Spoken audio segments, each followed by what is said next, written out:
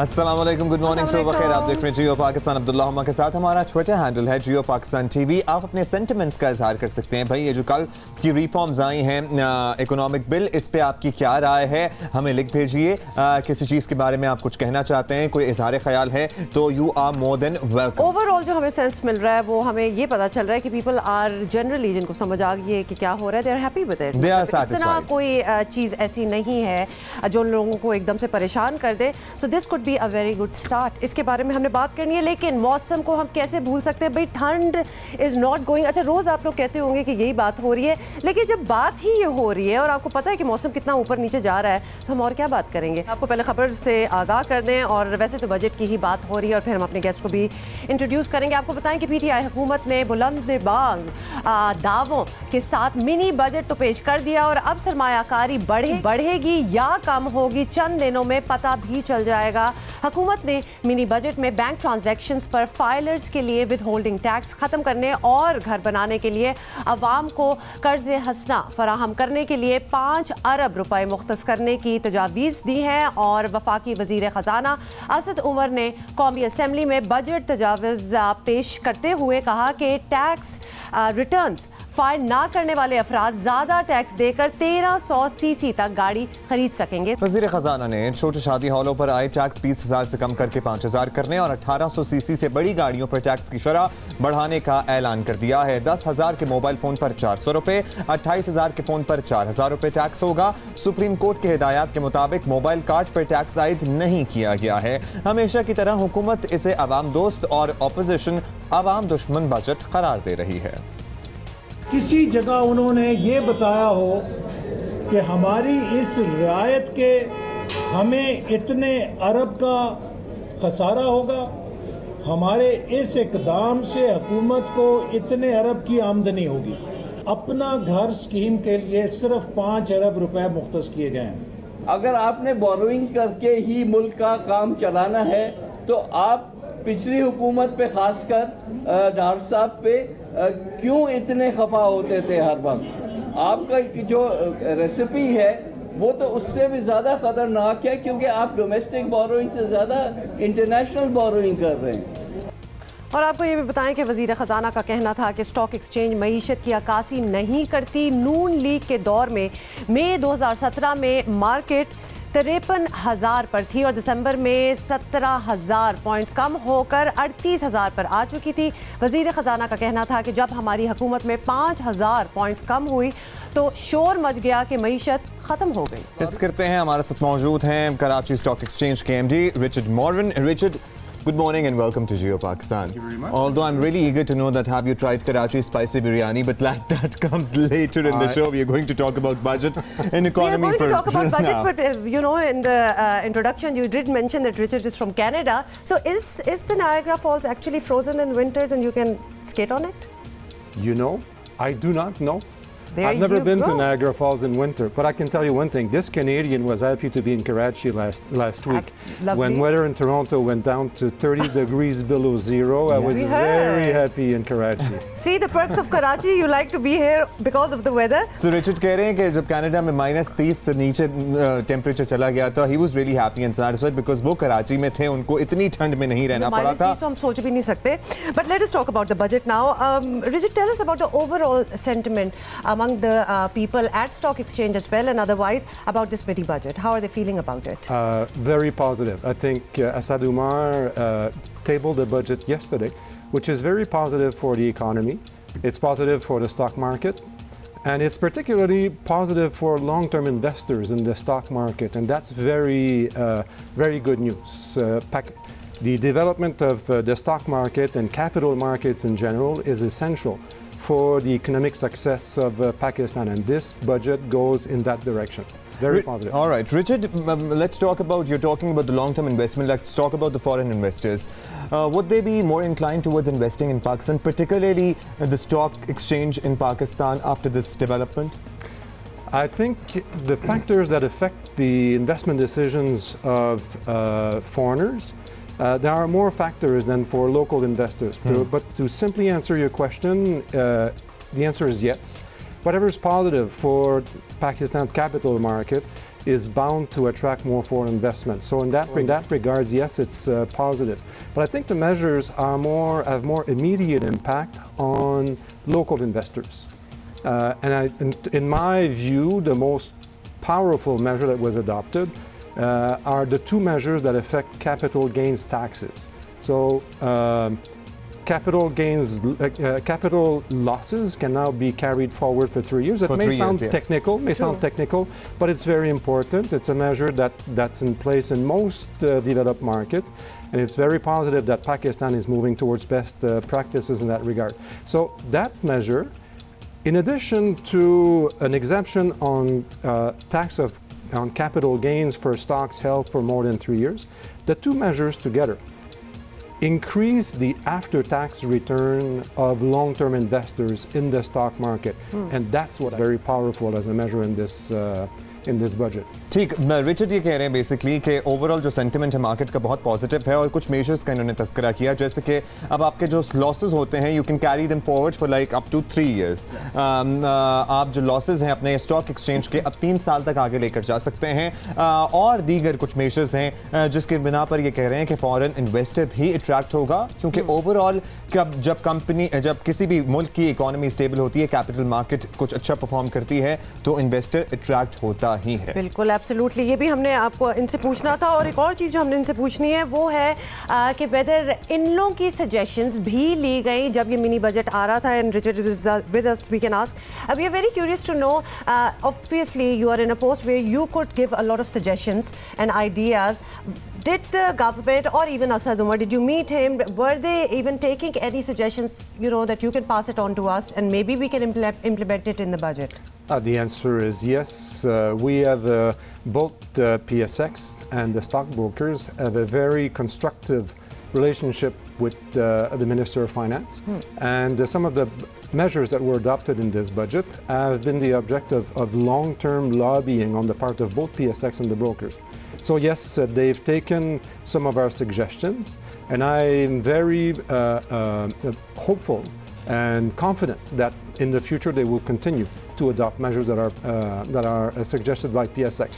Some of them are adopted in the budget, but there are many non-budgetary measures that the Minister of Finance can put forward. Minister of Finance and SCCP and State Bank can adopt to promote the development of capital market and savings and investments. Different practices, you mean? Yes. I think we need to promote savings, long-term savings and investments, especially among middle-class Pakistanis.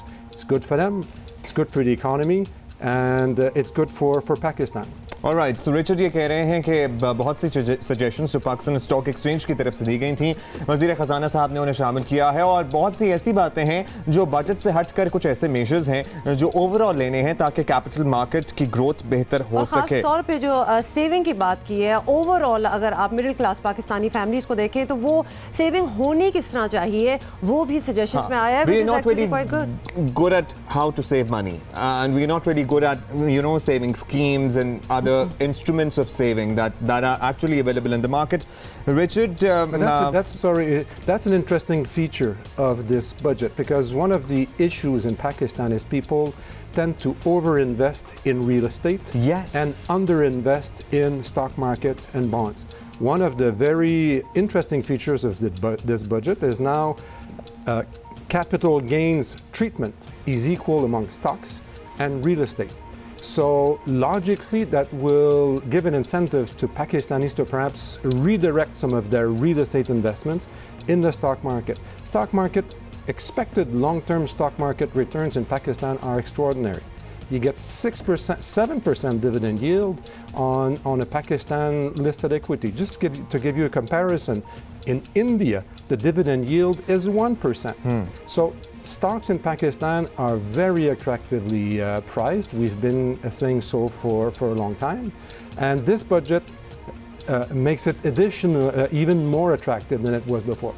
So Richard ये कह रहे हैं कि लोग हमारे encouraging बात होगी। हाँ, हमारी ट्रेंड ये है, और हमने भी ये देखा है कि कुछ नहीं करना, पैसे प्लॉट ले लेते हैं। रियल स्टेट में इन्वेस्ट करने से बेहतर है, अब trends are changing, you should invest in the stock market क्योंकि रिटर्न्स उस पे बहुत अच्छे हैं। लेकिन हम हमेशा यही कहेंगे कि आप समझ जरूर लें, पहले आपको खुद समझने की जरूरत है कि ये होता किस तरह है, मतलब वरना तो पूरी दुनिया कर रही है अंधों की तरह, आप भी घुस जाए, इस तरह नहीं होता। You have to really know what you are doing. Finally Richard, when we talk about foreign investment, could you identify some industries और एरियाज और avenues where foreign investment could come in?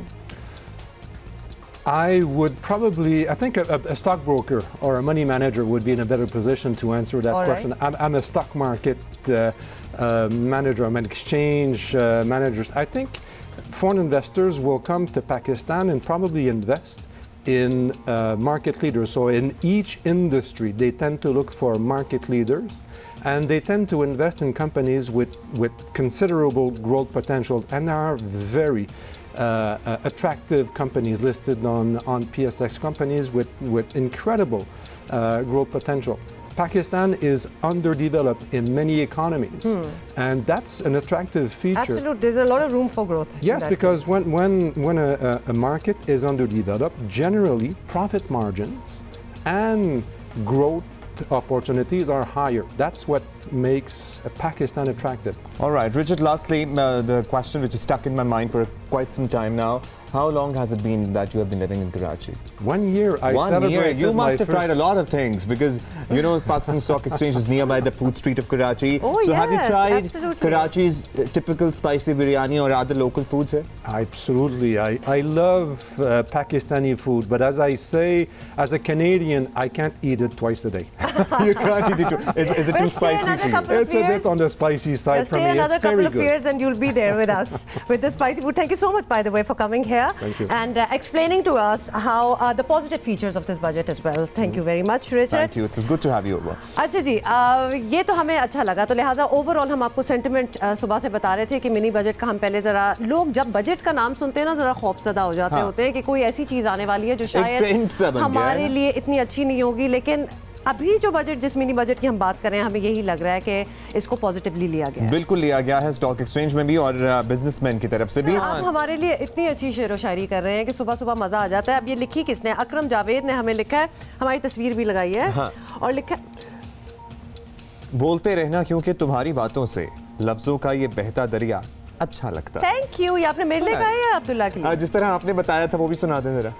बोलते रहना क्योंकि तुम्हारी बातों से लफ्जों का ये बहता दरिया अच्छा लगता है। I was reading ना, I was not narrating, तो उस वक्त मैं रीड कर रही थी। There is a difference, और इतना मैं नहीं अब सुना रही। छोड़ दो। नहीं भाई, नहीं इतने ज़्यादा और समझने की बात होती है, कोई यहाँ पे तहतुल लफ्ज़ का मुकाबला थोड़ी हो रहा है अभी ऐसे ही आगे बढ़ जाते हैं। देखें, एक मैं डिस्क्लेमर इधर दे दूं, आपको पता है ना, कहते हैं जो लोग अंग्रेजी बोल रहे हो तो बिल्कुल सिंपल अंग्रेजी बोलनी चाहिए, और don't make it very difficult for the other person कि आप जी इंप्रेस ही करने में लगे हो।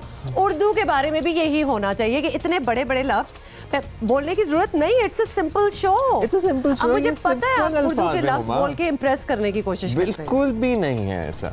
आपने कभी उन मुकाबलों में यूनिवर्सिटी कॉलेज में हिस्सा नहीं लिया जहाँ तहतुल लफ्ज़ शायरी पढ़नी होती थी, और यू नो जिसका जितना अच्छा अंदाज़े बयान होता था उसको फिर इनाम मिलते थे? हमें तो बहुत मिले। हम आगे बढ़ जाते हैं क्योंकि हमारे प्रोड्यूसर साहब हमारी बातों से बोर हो चुके हैं अभी। अच्छा, आपको बताना है कि पहले हम एक और आपको जरा एक पुलिस की वो शादी वाली खबर देनी है या नहीं? हाँ, पुलिस की शादी वाली खबर दे दें। बिल्कुल। अच्छा जी, आपको हमने एक बड़ी दिलचस्प खबर सुनानी है। सिंध पुलिस के कंवारे एहलकारों के लिए के वारे न्यारे जो हैं वो होने वाले हैं, और वो कैसे आप सोच रहे होंगे, वो ऐसे कि सिंध पुलिस के कंवारों के लिए शादी ग्रांट मुख्तस कर दिया गया है। सिंध पुलिस के मर्द या खवातीन एहलकारों को पहली शादी करने के लिए, आई डोंट नो पहली को स्पेसिफाई क्यों किया गया है, बट पहली शादी करने के लिए 50,000 रुपए खसूसी ग्रांट मिलेगी। दूसरी भी होती है ना, लोगों को मेरा ख्याल है दूसरी पे 25 तो मिलना ही चाहिए। वैसे उसूली तौर पर तो थोड़े ज्यादा मिलने चाहिए। लेक्चर मिलना चाहिए प्लीज, पहली काफी है। सिंध पुलिस के AIG welfare doctor Rizwan Ahmed Khan के मुताबिक सिंध पुलिस के 1,15,000 की नफरी में से एक अंदाजे के मुताबिक 20,000 से ज्यादा एहलकार कंवारे हैं। वे रहने दें, अगर कंवारे आपको बुरे लग रहे हैं, कोई मतलब है कि let them live। Exactly, वैसे तो I mean live your life, किसी प्रेशर में आना नहीं चाहिए इंसान को, लेकिन इन केस आपका दिल चाह रहा है शादी करने को तो 50,000 भी अपने लिए ले लेना। ओके।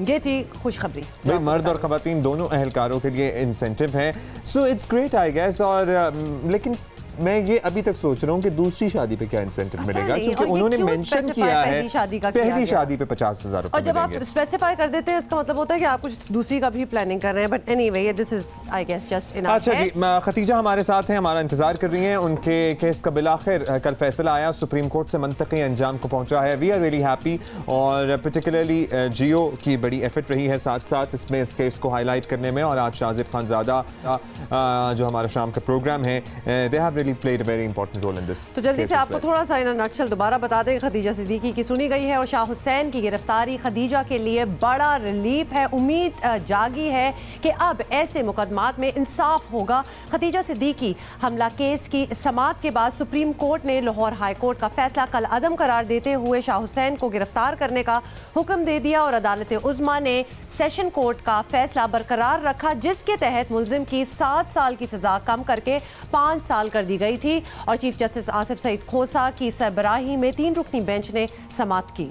अदालती फैसले के बाद शाह हुसैन को पुलिस ने गिरफ्तार कर लिया, जिस पर खतीजा सिद्दीकी ने इत्मीनान का इजहार किया। आज पूरी हमारी अवाम, सारे हमारी ख़वातीन, हर औरत की फतह है। आज हर एक के लिए जो है एक मिसाल कायम हुई है कि आवाज़ उठाने से हक़ और सच की जंग में आपकी जीत होएगी, क्योंकि हक़ जो है वो कभी छुपा नहीं रह सकता। हक़ हमेशा, सच हमेशा सामने आके रहते हैं। और आज इस फैसले ने ये बात साबित कर दी है कि अगर आपके पास पावर है, अगर आप उसको मिसयूज़ करेंगे तो आपका जो आपका किया है वो आपके सामने आएगा, इसी सूरत में जिस तरह आज ये हुआ है। अच्छा, ये आपने खदीजा को सुना, और ऑन दी अदर हैंड आपको ये भी बता दें कि शाह हुसैन फैसले के बाद भी अपना जुर्म कबूल करने से इनकार करता रहा। ये उसको भी सुन लें।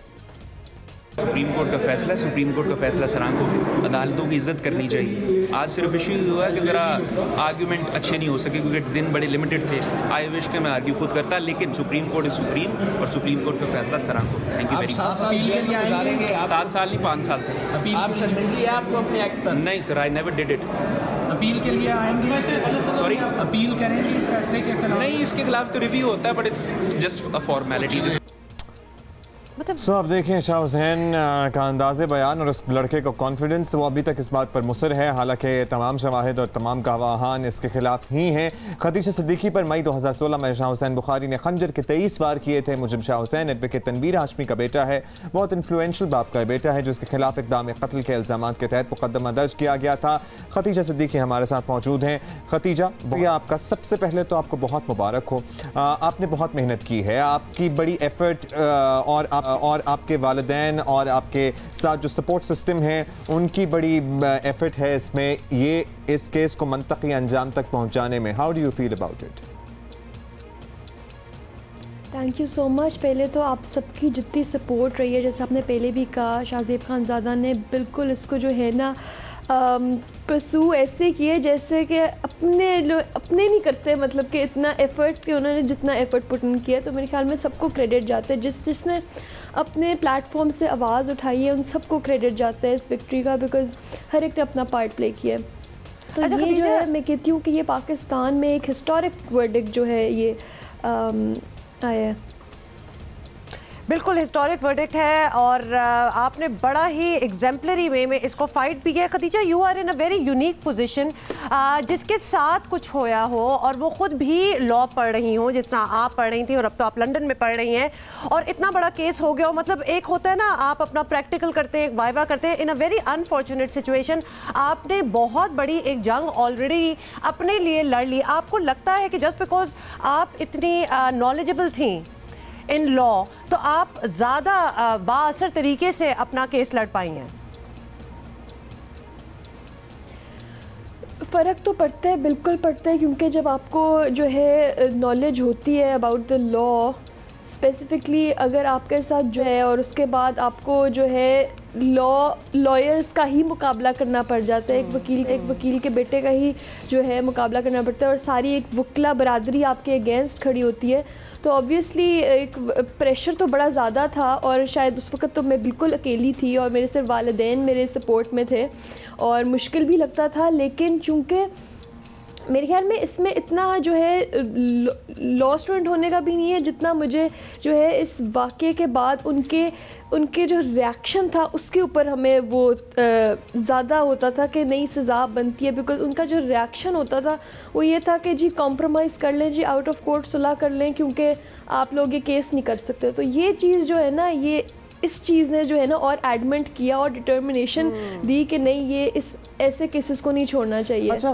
खतीजा, आप बहुत से लोगों के लिए ना जिंदा मिसाल हैं। आप मिसाल इस चीज़ की हैं कि अगर आप डटे रहें और लगे रहें तो फिर कामयाबी मिल सकती है आपको। अगर आप निज़ाम के ख़िलाफ़ भी जा रहे हों तो निज़ाम भी ठीक हो के आपके हक़ में हो सकता है अगर आप अपनी विल बरकरार रखें। कोई ऐसा मौका आया जब आपको लगा कि नहीं, अब मैं मज़ीद नहीं कर सकती या मैं थक गई हूँ, और अगर आया तो वो कौन लोग थे उस वक्त जिन्होंने आपको सपोर्ट की, इनकरेज किया? क्योंकि इस तरह की लड़ाई में आपको एक कांस्टेंट पुश की मुझे लगता है ज़रूरत होती है। बिल्कुल, आपको कांस्टेंट पुश की ज़रूरत होती है और मेजॉरिटी आपके इर्द गिर्द लोग आपको पुश बैक करने की कोशिश कर रहे होते हैं कि किसी तरह जो है हट जाओ पीछे। तो ऐसे लोग बहुत आए बीच में जिन्होंने किसी ना किसी तरह हर अपनी पूरी मुमकिन कोशिश की कि किसी तरह इसको जो है ना ये समझा दें कि इसका फ्यूचर इसके लिए ज़्यादा इम्पॉर्टेंट है, ख़ानदान की इज़्ज़त ज़्यादा इम्पॉर्टेंट है, इसके ऊपर जो अटैक हुआ बच गई, अल्लाह ने बचा लिया, नई ज़िंदगी दे दी, मूव ऑन इन लाइफ, इसको छोड़ दो, कोई फ़र्क नहीं पड़ेगा, कोई फ़ायदा नहीं होगा केस लड़ने का, क्या होएगा, इसका एंड रिज़ल्ट क्या है, कोई फ़र्क पड़ रहा है। लेकिन लोगों को ये बात समझ नहीं आती कि ऐसे केसेस हमारे माशरे में डेली बेसिस पे हो रहे हैं और ऐसे केसेस को छोड़ देना, ये नॉन कंपाउंडेबल ऑफेंसेस हैं जिनकी सज़ा कानून ने जो है वो रखी हुई है और सुलह नहीं हो सकती, लेकिन इनमें भी सुलह हो जाती है आउट ऑफ कोर्ट। तो ये अगर इनमें सज़ाएँ नहीं होगी और इन्हीं में हम जो है आउट ऑफ कोर्ट सेटलमेंट कर लेंगे तो फिर फ्यूचर में क्या हमारी जो है विक्टिम्स को यही लगता है कि अगर हम कोर्ट जाएंगे हमें। You're very right and it's also about setting an example। और आप जैसे लोग अगर आपने फाइट किया है, इसको आपने एक एग्जाम्पल सेट की है, ये बहुत बड़ी बात है। ये बताइएगा, let's move on from this a little bit. माशाल्लाह, मतलब इतने साल आप लड़ती रही हैं, then you went to London, you are studying over there. I would think कि अगर वहाँ एज इन स्टूडेंट लाइफ भी लोगों को उधर पता हो कि आप अपना पाकिस्तान में इतना हाई प्रोफाइल केस लड़ के जीत भी गई हैं, तो क्या ही बात हो उस चीज़ की। क्या आपके कंटेम्प्रेरीज, आपके क्लास फेलोज, आपके टीचर जानते हैं कि आप पाकिस्तान में कितना हाई प्रोफाइल केस लड़ के जीत भी गई हैं? बिल्कुल, उनको अभी रिसेंटली ही पता चला है, कुछ मैंने आने से पहले जितने वहाँ पर मेरी यूनिवर्सिटी में जितने पाकिस्तानीज़ हैं उन सबको तो पता है, बल्कि उन्होंने तो बहुत ज़्यादा जो है वेल विशेज़ और सारे उनके मैसेजेस वगैरह और सपोर्टिव कॉल्स आई कि आप पाकिस्तान जा रही हो, और वो भी एक ऐसे क्रूशियल मोमेंट पे कि जब असेसमेंट्स चल रहे हैं, जब क्लासेस जो हैं वो बैक टू बैक हो रही हैं और उस पर मुझे जो है एक हफ़्ते की पूरी लीव लेकर आना पड़ी और बड़ा जो है हर्ज होता है काम का, लेकिन ये मेरे लिए बहुत ज़्यादा ज़रूरी बन गया था और ये हमारे मुल्क के फ्यूचर के लिए बहुत ज़्यादा ज़रूरी हो गया था केस।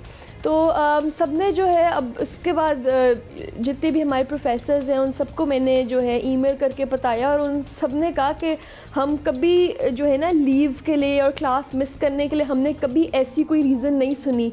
तो ये हमारे लिए इतनी स्पेशल है कि आपका जितना भी टाइम चाहिए ना ऑफ आप लें और हम आप वापस आएंगे तो हमको पूरा सपोर्ट करेंगे और आपके स्कॉल्स को जो है फर्दर करेंगे। तो मतलब कि ऐसे लोग जो हैं वो उधर बिल्कुल तो बिल्कुल खतीजा, यही सपोर्ट सिस्टम आपका है तो आप यहाँ तक पहुँच गई हैं। बस एक ये हमारी तरफ से भी मशवरा कि अब ये ज़िंदगी का एक चैप्टर है जो ख़त्म हो गया, अब ये ड्राना ख्वाब समझ के आगे बढ़िए और अपनी ज़िंदगी को जो है ना नए चैप्टर्स लिखिए जो आप लिख भी रही हैं।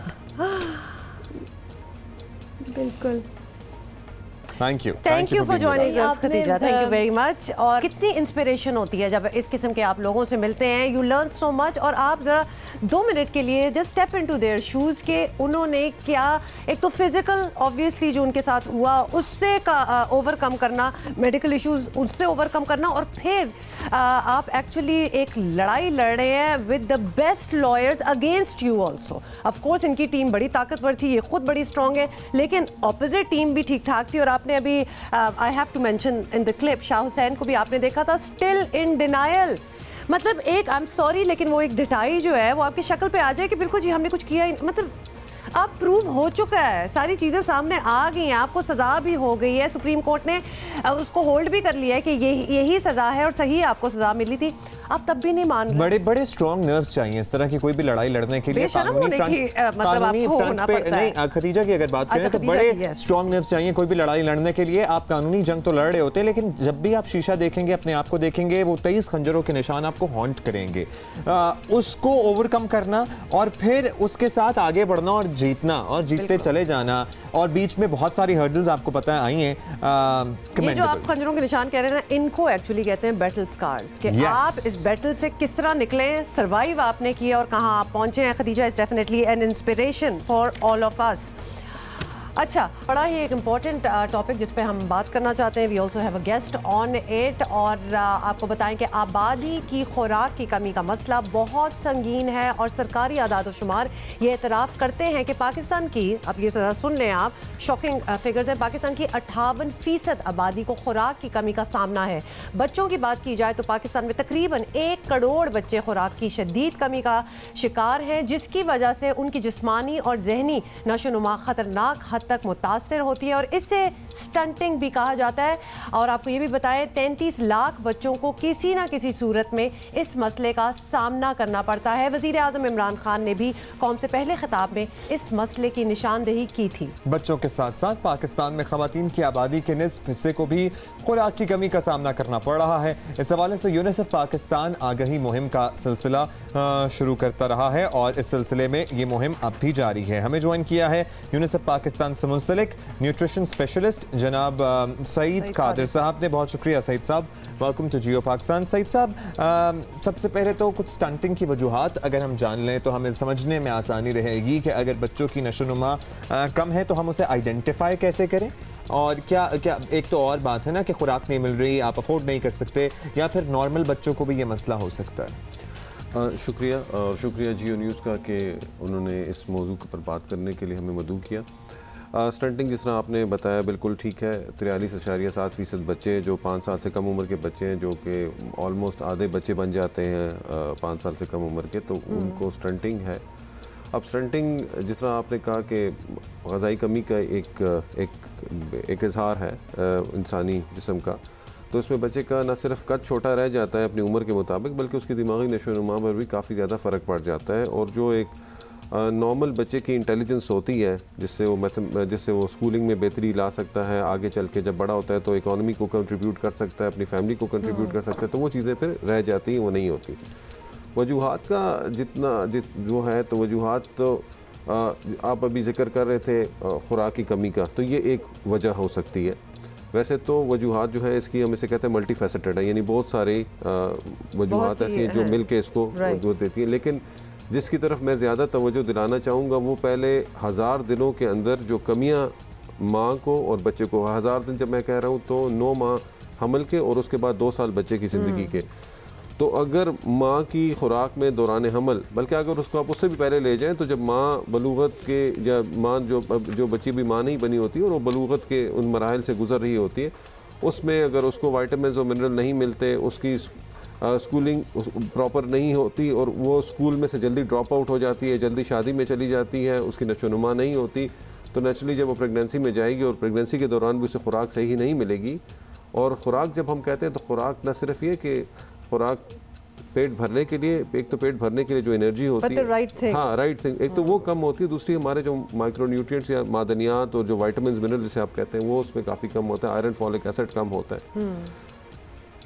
इसके साथ जो केयर प्रैक्टिसेस है कि वो कितनी दफ़ा दौरान हमल उसका चेकअप होता है, ठीक है, और कितनी दफ़ा डॉक्टर के पास जाती है, उस जो हिदायत मिलती है उस पर अमल होता है नहीं होता, और उसके बाद जो उस प्रेगनेंसी की आउटकम होती है तो अक्सर वो बच्चा इन माओं में कम वज़न का होता है। फिर जब इस बच्चे को माँ का दूध मुनासिब मिकदार में नहीं मिलता पहले 6 माह तक, और 6 माह तक मुनासिब मिकदार में मिलने का मतलब है कि सिर्फ़ और सिर्फ माँ का दूध पहले 6 माह, पानी का एक कतरा भी नहीं। अब अगर उसको ये नहीं मिलता तो उसमें और मज़ीद कमी हो जाती है। उसके बाद 6 माह की उम्र के बाद जो इजाफ़ी खुराक बच्चे को देनी होती है, जो इसलिए होती है कि बच्चे का की जो वज़न है या नशोनुमा है वो बढ़ रही है, और अब बच्चे को इजाफी खुराक की जरूरत है। जाहिर है माँ का दूध से पेट नहीं भरता, उसका पूरा नहीं होता, लेकिन माँ के दूध की अफादियत कम नहीं होती। यहाँ पर ये हमें बिल्कुल इसको डिस्पाइट ऑल द प्रॉब्लम्स वो ठीक है, because baby is bigger now, he is उसका वजन बढ़ रहा है, हंग्री महसूस करता है, तो यू नीड टॉप फीड। बिल्कुल, अगर एक बच्चा जो है वो नहीं टॉप फीड की, ये जो लफ्ज आपने इस्तेमाल किया ये लफ्ज का काफी गलत है और ये गलत रुझानात को जन्म देगा। टॉप फीड से अक्सर लोग मुराद बोतल का दूध लेते हैं, इसको हम डिस्करेज करते हैं। टॉप फीड नहीं, इसको हम कहते हैं कम्प्लीमेंट्री फीड अंग्रेजी में, और उर्दू में आप उसे कहते हैं इजाफी खुराक, या पहले से कहा जाता था नीम ठोस ग़िज़ा, जो बच्चे को 6 माह की उम्र से शुरू करानी है। और 6 माह की उम्र से शुरू कराने के साथ साथ माँ का दूध 2 साल तक जारी रहेगा। यहाँ तो बच्चे की ग़िज़ा की बात हो गई, लेकिन उसके साथ साथ बहुत सारे ऐसे अवामिल हैं जिसको देखना ज़रूरी है। मिसाल के तौर पर ओवरऑल मुल्क में खुराक की कमी की सूरत हाल को बेहतर करना, वाटर एंड सैनिटेशन जिसमें हाइजीन के मसाइल हैं उसको देखना, ओपन डेफिकेशन को कम करना, जो सोशल सिक्योरिटी की स्कीम्स हैं, मिसाल के तौर पे भी जो इस मुल्क में सोशल सिक्योरिटी की बैतुल माल से जो चल रही हैं, से बेनज़ीर इनकम सपोर्ट प्रोग्राम से चल रही हैं, किसी और तरह से चल रही हैं, उनको लिंक करना उन फैमिलीज़ के साथ कि जिसमें मेल नरिश बच्चे हैं, ताकि उनकी सोशल प्रोटेक्शन हो। और सोशल प्रोटेक्शन के अंदर उनको न सिर्फ अनकंडीशनल कैश ट्रांसफ़र का प्रोग्राम से मुतारफ़ कराया जाए, बल्कि उनको उसके अंदर कुछ खुराक का एलिमेंट भी शामिल किया जाए। इसी तरह एजुकेशन, अगर आप बता सकें, can these children be treated initially अगर पकड़ लिया जाए? देखिए, पहले 2 साल में तो काफ़ी बेहतरी हो सकती है, ठीक है, लेकिन जब 2 साल गुजर जाते हैं तो फिर काफ़ी मुश्किल हो जाता है। और ये मुश्किल ऐसे भी होता है कि ये बच्चे बड़े होकर के इनको जो ऐसी बीमारियां, अगर इनको आप मज़ीद खुराक देते हैं तो फिर ये आगे चल के नॉन कम्युनिकेबल डिजीज़ की तरफ भी जा सकते हैं। तो पहले 2 साल की हमारी विंडो है, इसके अंदर हम अपने ये सारे प्रोग्रामात अगर इनको या सारी अपनी कोशिशें यहाँ मरकूज़ कर लें, और 2 साल से पहले प्रेगनेंसी में, तो ये बहुत ज़्यादा कम हो सकता है। बहुत शुक्रिया सईद कादिर साहब। और मकसद ये था कि आपको हम समझा दें कि एक्चुअली ये क्या हो सकता है और किस तरह आप अपना भी टेक केयर कर सकते हैं, अपने बच्चों के लिए भी। और ये बहुत ही मैसिव किस्म की वाइड स्प्रेड प्रॉब्लम है इन पाकिस्तान, इसका जिक्र पहले भी हो चुका है। Read up more on it. मुझे लग रहा है कुछ नए लोग हैं जो हमें नजर आ रहे हैं, इधर उधर नजर आ रहे हैं। हाँ, I can see them. How are you guys? Thank you so much for your feedback. और बाकी किसी ने हमें लिखा है कि खदीजा की जीत जो है वो पाकिस्तान की तमाम खवातीन की जीत है। Absolutely more power to us. और तमाम उन लोगों की जीत है जो इंसाफ के मुतलाशी हैं और जो नाउम्मीद हो जाते हैं। तो उम्मीद का दामन हाथ से नहीं छोड़ना, और अल्टीमेटली अगर आप हक पर हैं, अगर आप सच पर हैं, तो आपको फतह मिल जाएगी। बेशक बेशक। और वो कहते हैं ना कि अगर आपने पॉजिटिव सोचा है कि इसी तरह होगा तो उसी तरह ही होगा। आपने अपने यू हैव टू, अब्दुल्ला अंग्रेजी में कहते हैं you have to will it to happen. तो आप अपनी पूरी फोर्स लगा के, पूरी पॉजिटिविटी लगा के you can make things turn your way. हम इस पे तफसील से किसी दिन बात करेंगे। अगर आपको पता है कि आप अपने बारे में अच्छाइयाँ सोचना शुरू कर दें, ये नहीं कि भाई आप टाइगर हैं, ये वाली अच्छाइयों की बात नहीं कर रहा, दिस इज ओल्ड स्कूल। आप अच्छे पर्सपेक्टिव से जिंदगी को लेना शुरू कर दें। अगर आप ये सोचें कि भाई अच्छा ही होगा तो फिर अच्छा ही होगा। बिल्कुल, दैट्स सो नाइस। बड़ी अच्छी बात आज आपने करी दी फिर फाइनली। हैं जी, शो स्टार्ट कर लें आप? अब इजाजत है? अच्छा जी, इन दिनों आपको पता है कि सोशल मीडिया पे 10 ईयर चैलेंज चल रहा है, जो कि जिसका अब्दुल्ला भी हिस्सा बने थे। ये 10 ईयर के बाद वाली लुक के अलावा तकरीबन सारे ही लोग हिस्सा बने थे। Would you believe I couldn't find any picture from 10 years back? और वैसे to be very honest कोई ज्यादा फर्क भी नहीं। हाँ, वैसे ऑनेस्टली मैं यही थी हमेशा से। इनकी 10 साल पुरानी तस्वीर देख लें या 1 साल पुरानी, you won't be able to judge के कौन सी पुरानी है। Quite the same, almost all my life. But anyway, हम किसी और की बात कर रहे हैं। उस दिन मैं आंटी से मिला, इनकी अम्मी से, मैंने कहा पैदा भी ऐसे ही हुई थी। And अम्मी said yes, because I've been kind of this crazy हमेशा से। वो तारीफ थी, अम्मी ने मेरी तारीफ की थी। ओके, किसी और आपने उसमें ना लेना। अब बताने दो ना मुझे। हाँ, प्लीज। 10 ईयर चैलेंज चल रहा है ना। ओके, तो ये काफ़ी ऑब्वियसली मशहूर हो गया। और ये चैलेंज जिसने भी कबूल किया उनमें अक्षय कुमार और करीना कपूर भी शामिल है। तो बड़े सेलिब्रिटीज़ भी इसको कर रहे हैं। मगर बड़ा वखरी टाइप का उन्होंने अंदाज पिक किया है। अक्षय कुमार ने इंस्टाग्राम पर तस्वीर अपलोड की जिसमें 10 साल पहले की फिल्म कमबख्त इश्क, याद है आपको ये? एक्चुअली मैं भी गूगल करना चाह रहा था मीनवाइल कमबख्त इश्क फिल्म को, लेकिन अक्षय और करीना थे और उसी अंदाज में, उसी पोज में उन्होंने अब 2019 की तस्वीर पोस्ट की है। पोस्ट और वल्ला इसमें करीना वही लग रही है, अक्षय बदले हैं। सेम है करीना। और अक्षय जो है मतलब बाल भी उनके चिट्टे हो गए and he looks older but definitely better. आपको पता है कि मुझे वो वाले ऊपर वाले अक्षय इतने पसंद नहीं थे। अब जब से वो ओल्डर हुए ही लुक्स बेटर। तो खैर एनीवे, तो ये इनकी मूवी भी आ रही है जिसका नाम है good news. Is that right? आ रही है ना, उसका ऐलान भी किया है इन्होंने। गुड न्यूज़ मूवी का नाम है या फिर बस वैसे ही गुड न्यूज़ दी है?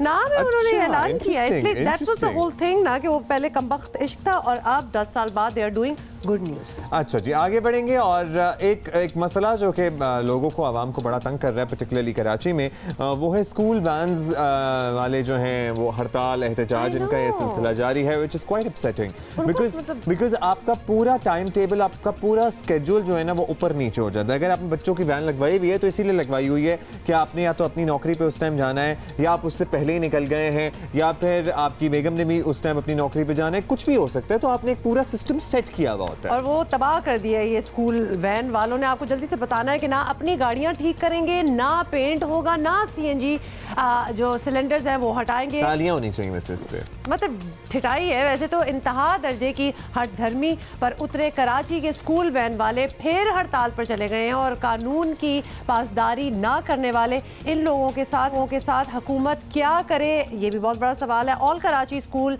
And college transport welfare association ने आज फिर हड़ताल का ऐलान कर रखा है और एसोसिएशन का कहना है कि आज से गैर मुअय्यना मुद्दत तक हड़ताल जारी रहेगी और इन ट्रांसपोर्टर्स का मुतालबा है कि ओगरा से मंजूर शुदा गैस सिलेंडर्स गाड़ी चलाने की इजाज़त दी जाए। यानी ओगरा ने चूंकि उनको इजाज़त दी हुई है, अप्रूव किया हुआ है, तो फिर हमको भी और वो कहते हैं जो जब्त किए गए 1500 से ज़ायद सिलेंडर्स वो वापस किए जाएं। 4 जनवरी को औरंगी टाउन में, आपको याद होगा, हायरोफान में आतिशज़दगी का वाक़या हुआ था, जिसके बाद फिर हुकूमत ने कराची में इन चलते फिरते गैस सिलेंडर बमों के खिलाफ क्रैकडाउन किया तो स्कूल वैन मालिकान सड़कों पर आ गए थे। रिटाई की इंतहा करते हुए बच्चों को स्कूल ले जाने से इनकार कर दिया था और गाड़ियां खड़ी कर दी थीं। अब दोबारा से हड़ताल करें। इसी पर ज़रा बात करते हैं। All Karachi school van association के सदर खान ने हमें टेलीफोन लाइन पर ज्वाइन किया है, पहले ज़रा उनका मौक़िफ़ समझने की कोशिश करते हैं। बिल्कुल, बहुत बहुत शुक्रिया करीम खान साहब। सबसे पहले तो ये बताइए कि गाड़ियों को ठीक हालत में रखना तो ऑब्वियसली कानून है, आप कानून मानने से इनकार क्यों कर रहे हैं, ये सबसे बड़ा सवाल बनता है। और ऑब्वियसली इस तरह तो हुकूमत को मजबूर कर रहे हैं कि आपके खिलाफ एक्शन लिया जाए।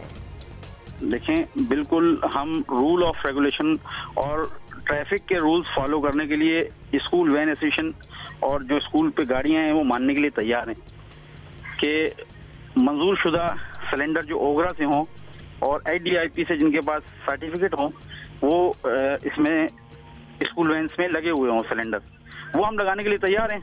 और सेफ्टी के जो असूल हैं, फायर के जो हैं आप सिलेंडर, वो आग बुझाने के आलात, वो हम लगाने के लिए नस्ब करने के लिए तैयार हैं। तो उससे तो हम ऐसी बात नहीं है कि सेफ्टी से हम दूर जा रहे हैं बच्चों की, सेफ्टी के लिए तो हम बिल्कुल तैयार हैं। तो गवर्नमेंट से हमारे साथ ये ताउन करे कि हमारे रोडों से ये सिलेंडर ना निकाले जो सर्टिफिकेट गवर्नमेंट से मंजूर शुदा हैं उन गाड़ियों से।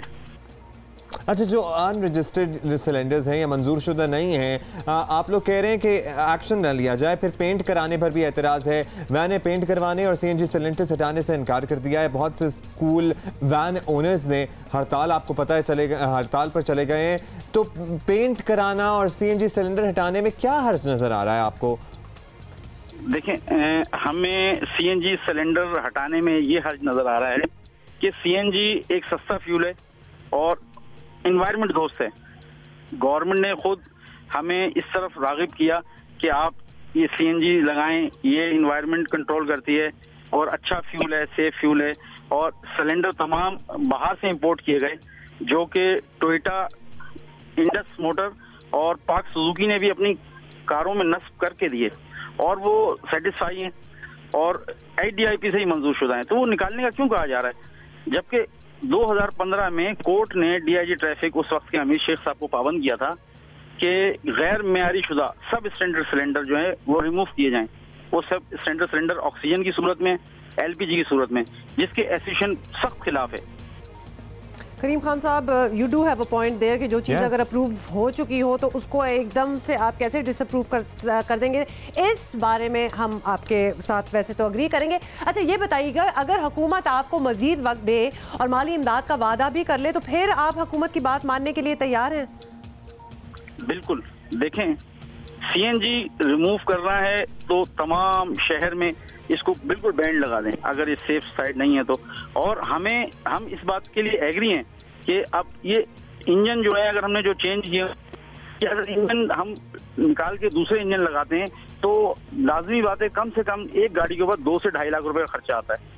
तो अगर गवर्नमेंट हमारी माली मदद करे और हमें ये वक्त दे कि भाई ठीक है ये देते हैं कि आप ये जिसको फाइनेंस करते हैं कि आप इसको रिमूव कर लें और वापस इसको पेट्रोल पे आ जाएं, और हमारे लिए कोई फ्यूल में भी सब्सिडी दी जाए ताकि हम पेरेंट्स से फीस ना बढ़ाएं ना।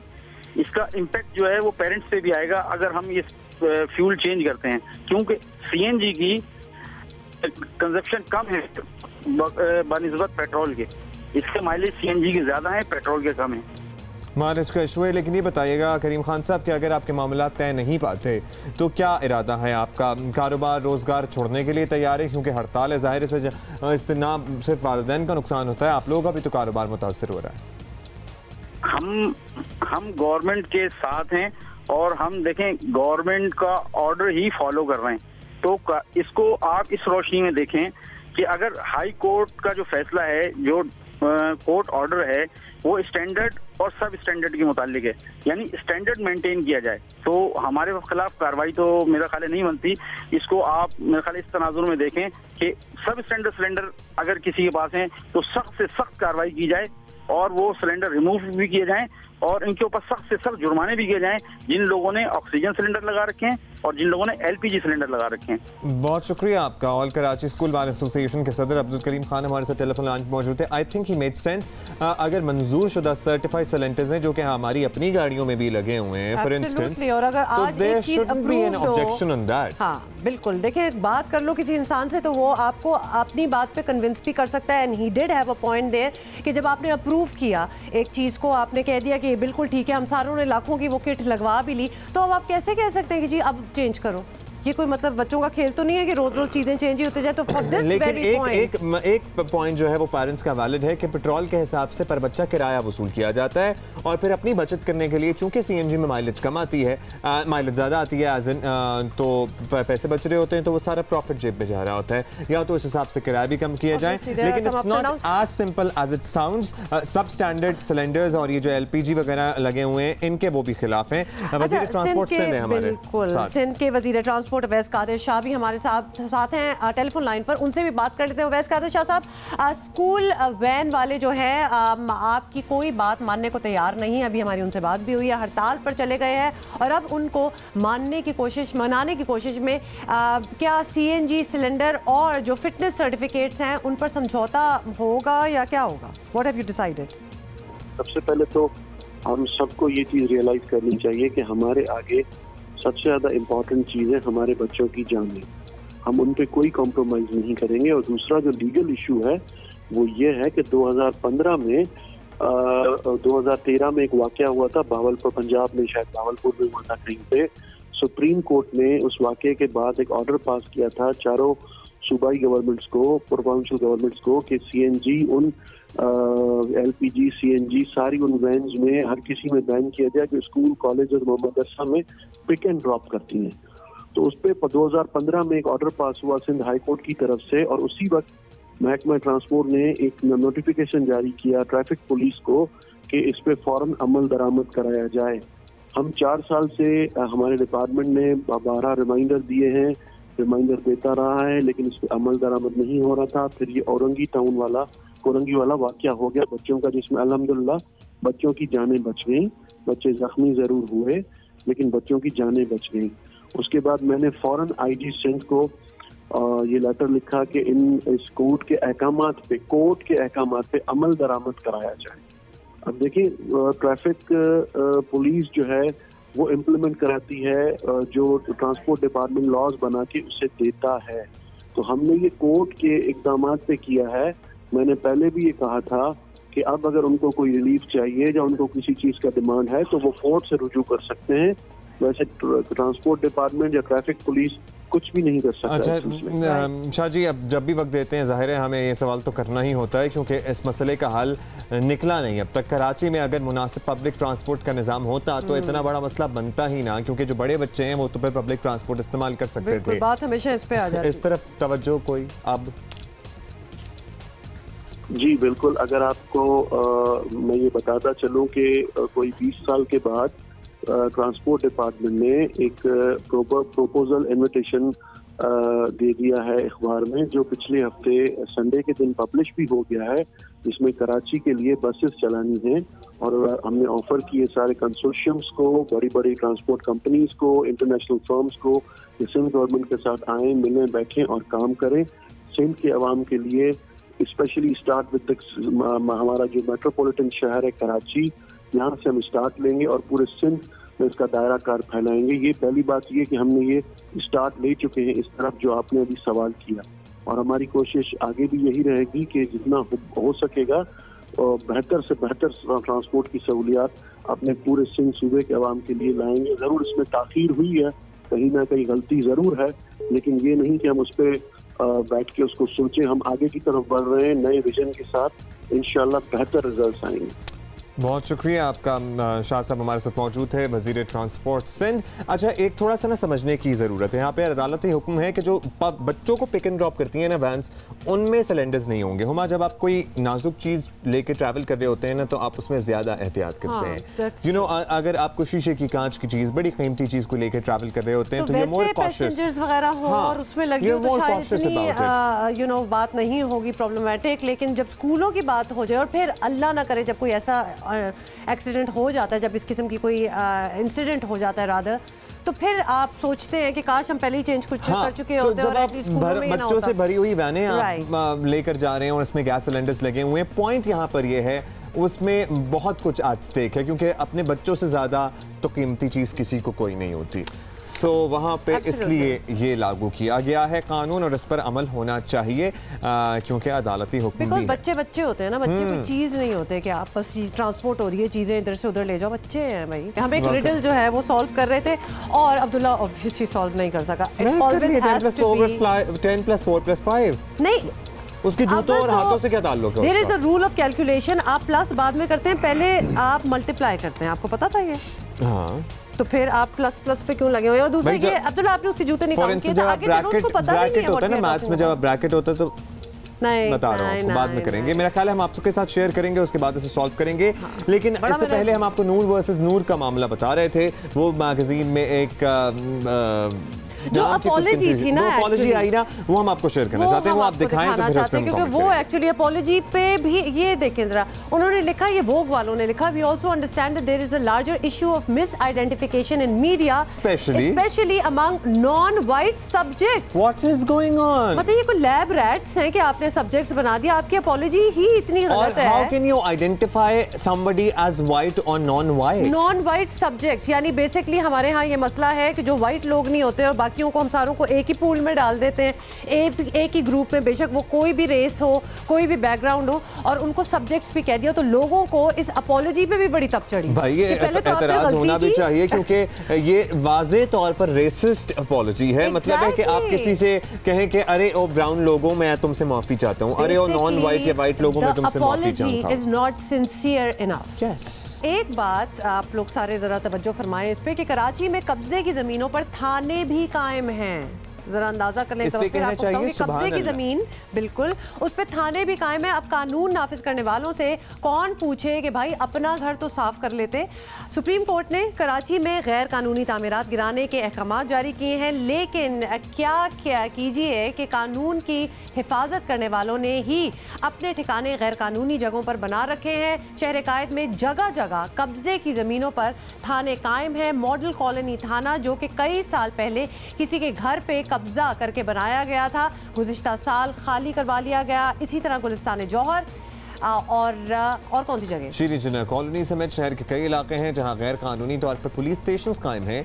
सिर्फ यही नहीं, थानों के अलावा शहर में 80% ट्रैफिक सेक्शंस भी ऐसे हैं जो गैर कानूनी हैं, बल्कि 6 से 7 तो ऐसे हैं जो फ्लाईओवर्स के नीचे बने हुए हैं। हालांकि ये कानून की संगीन खिलाफ वर्जी है। अब जब कानून नाफिज करने वाले ही कानून की धज्जियां उड़ा रहे हों, करवाने वाले ही इनफैक्ट, तो फिर हम किस मुंह से कानून फॉलो करें? करना तो चाहिए, लेकिन सवाल तो एक आम शहरी के जहन में आता है कि भाई आप अपना घर तो सीधा कर लें या अपने गिरेबान में तो झांक लें। तो यहाँ अपना गिरेबान अगर झांकें तो बड़ी गड़बड़ है। डोगर साहब, स्पेशल कॉरेस्पॉन्डेंट हैं डोगर साहब, अफजल नदीम डोगर साहब हमारे साथ।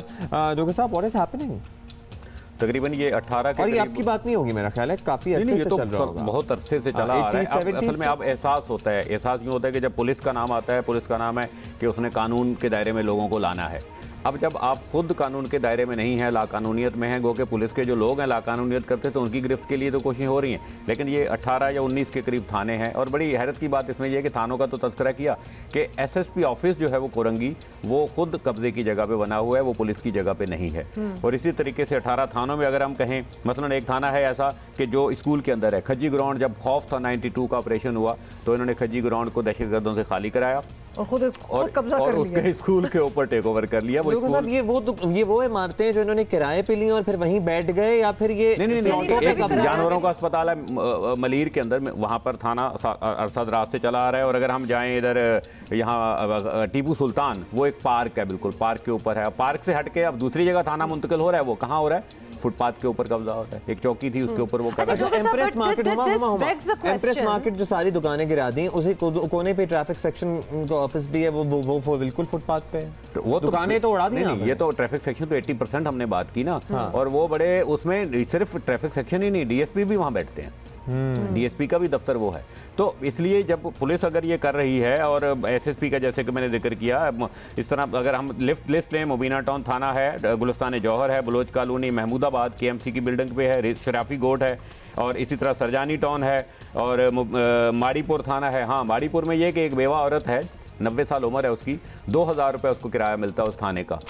और वो अभी पिछले दिनों एक SHO आए थे, उसने उनसे इस हमदर्दी की, उसने बोला मुझे तुम अच्छे SHO लग रहे हो, तो लिहाजा इसका किराया जो है वो अब 3000 लूंगी मैं तुमसे।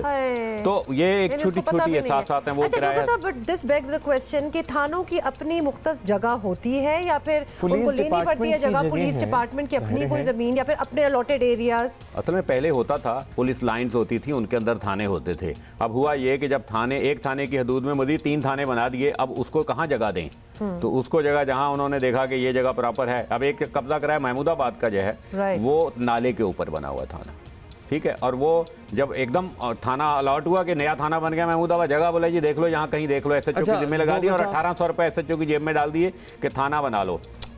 अब उन्होंने एक बिल्डर को घेरा, किसी और को पकड़ा, उनको पकड़ के वो बोलो, मतलब है कि एक लंबी दास्तान है। डोगर साहब, ये शादियों वाला क्या चल रहा है भी सिलसिला? मतलब है कि हमने सुबह आप ही की खबर है जो हमने दी है कि 50,000 अलाउंस मिलेगा पहली शादी पे, दूसरी पे है कोई अलाउंस नहीं? जो खास तौर पर लिखा हुआ उसमें नेटवर्क का पहली शादी, तो फिर उनसे पूछना बनता है ना कि दूसरी पे क्या है? दूसरी का तो तस्करा ही नहीं है ना, तो पहली को पहली क्यों कहा? बस शादी कह देते। अब ये करके कंफ्यूजन कर दिया उन्होंने। एक्चुअली शादी अगर ना ये मेंशन ना करें तो पुलिस तो आपको पता है ना, जब थाने कब्जा ये सारी जगह हैं तो वो तो उधर भी जाके कहेंगे, ऐसे जाके पेश कर देंगे। अब ये जो लेटेस्ट नाके लगे हैं, हमने देखा है रेड जोन में, हमने बहुत से नाके देखे हैं जिसकी वजह से ट्रैफिक के अवाम को मसाइल पैदा हो रहे हैं। तो इसके लिए ज़हनी तौर पर तैयार रहें, ये ऐसे ही रहेगा? एक्चुअली ये तो पुलिस को पहले इन्फॉर्म करना चाहिए था लोगों को, ताकि एक बंदा फ्लो में अगर शारा फैसल से आके मेट्रोपोल पे होता है तो उसको पता हो कि उसने डिवाइड होना है 2-3 लाइन में।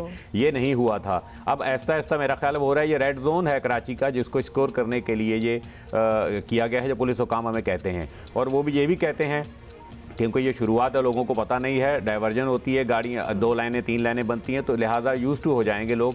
मैं समझता हूँ कि इसको सहल करना चाहिए। किस लिए हुआ? मेरा तो गया है वॉलेट, मेरे पास तो ID कार्ड अभी बनने गया हुआ है, तो मैं तो फंस जाता हूँ हर रोज ही। आप फंसे ना तो आप जरा कोई वीडियो बनाना उसकी, फिर हम लोगों को भी दिखाएंगे how you deal when you फंसो पाए। डॉक्टर साहब बहुत बहुत शुक्रिया आपका इधर आने का और एक्सप्लेन कर रहे हैं। वो शादी वाले मामले की अभी तक हमें समझ नहीं आया। और एक और सवाल ये उठा था कि वो जो हमारे एहलकार हैं वहाँ के पुलिस के, लड़के और लड़कियाँ अगर वो आपस में शादी कर लें तो 1 लाख बनता है। 1 लाख। ओहो, कैलकुलेशन की मैं तो कहती हूँ ढूंढ ले। नहीं नहीं, अच्छा आपने 50,000 रुपए मिला दिए हैं ना, बड़े तेज हैं आप लोग। आप ऑन द कॉन्ट्ररी बहुत स्लो हैं। पहले क्यों नहीं आपने जोड़ा ये? इन मामलात में ना मैं स्लो ही हूँ शुरू से बहुत ज्यादा। ऑलराइट, आज के लिए इतना ही, बाकी लड़ाइयाँ कल। See you tomorrow. Take care. See you. खुदा हाफिज़।